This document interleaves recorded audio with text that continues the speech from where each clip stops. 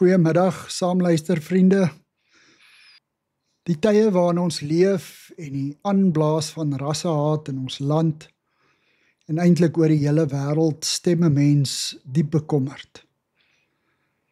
Ons kan op mekaar se skouers huil en kla, maar dit gaan niks help nie en dit stem net meer mense se gemoed, meer bekommerd en bedroef en depressief. Maar laat ons eerder die tyd maak en bid vir ons land en al sy mense, ook vir die wat die haat en die verdeeldheid aanblaas. Hulle het God se liefde diep nodig. God is in beheer, ongeag wie in die Uniegebou in Pretoria op die groot stoel sit of in die Withuis in Washington woon. God is op die hemelse troon van uitvoerende gesag wat die hele wêreld in sy hande hou. Al voel dit nie elke dag so nie. Laat ons mekaar elke dag herinner dat God weet van die storm en elkeen se rol daarin. Hy weet ook baie van sy kinders is bang en blootgestel, net soos sy disippels in die boot tydens die storm op die see van Galilea. Ek lees vandag vir ons hierdie paar verse uit die boodskap vertaling, Lukas 8 vers 22, Jesus maak die storm stil. Op 'n dag het Jesus vir sy disippels gesê, kom ons gaan na die oorkant toe van die see van Galilea. Hulle almal het toe in 'n boot geklim en na die oorkant toe gevaar. Jesus het rustig in die boot gaan lê en aan die slaap geraak. Later het 'n groot storm op die see opgesteek. Die wind het kwaai begin waai en die see het skielik baie onstuimig geword. Kort voor lank het groot golwe oor die boot geslaan, sodat dit vol water begin word het. Later het die disippels gedink die boot gaan sink. Toe hulle rondkyk waar Jesus is, kom hulle agter hy lê nog vas aan die slaap. Baie benoud het hulle hom wakker geskit. Here, Here, word wakker, ons is besig om te vergaan en u lê in slaap, kom help ons. Jesus het opgestaan en vir die wind en die woeste golwe gesê, bedaar, hou op met waai. Hy het ook vir die water gesê om kalm te word. En toe skielik was alles oor. Die wind het bedaar en die see was spieelglad. Alles was doodstil. Toe draai Jesus na sy disippels en vra vir hulle, waar is julle geloof heen? Maar hulle was te bang en te verbaas om enigiets te sê. Hulle het onderlangs vir mekaar gefluister, wat 'n ongelooflike wonderwerk. Wie is Jesus regtig?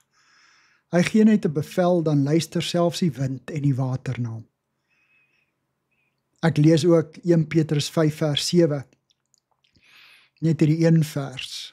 Neem al die dinge waaroor julle bekommer, of wat julle omkrap na God toe, want hy self is die een wat vir julle sorg.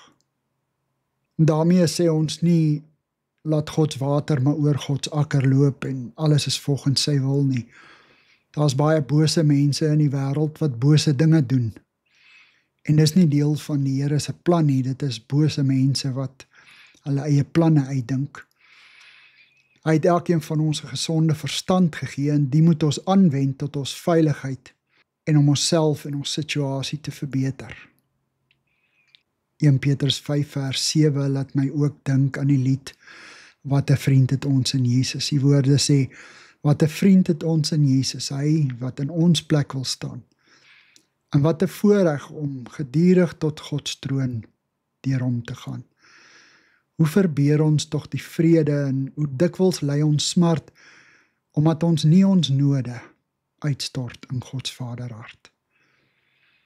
In plaas van te kla en mekaar negatief te maak, moet ons God opsoek. Dis waar ons antwoord lê. Ons moet ons nood by hom gaan bekla. Ons moet alles waaroor ons bekommerd is en waaroor ons dink en dit wat buite ons beheer is, elke dag aan God opdra. Ons moet ons lewe elke oggend wanneer ons oë oopmaak in die Here se hand plaas, sodat hy vir ons die pad kan wys. En ons moet dit ook bid vir die wat haat en die wat verdeel. Vader, gee vir ons innerlike vrede en versterk ons geloof. Dankie dat U in beheer is, nie net in ons land nie, maar die hele wêreld. Ons sien al die haat, die oorloë, en ken nie U plan in elkeen daarvan nie, maar weet, U waarsku ons oor die tekens en die vele oorloë. Help ons om nie na die grootte van die golwe en die storms te kyk nie, maar te besef wie is saam met ons in die boot.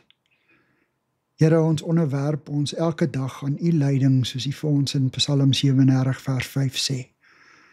Lig ons gemoed, Vader, want ons dien 'n God van wonders. Versterk ons om ook ander op te lig en te versterk. Amen.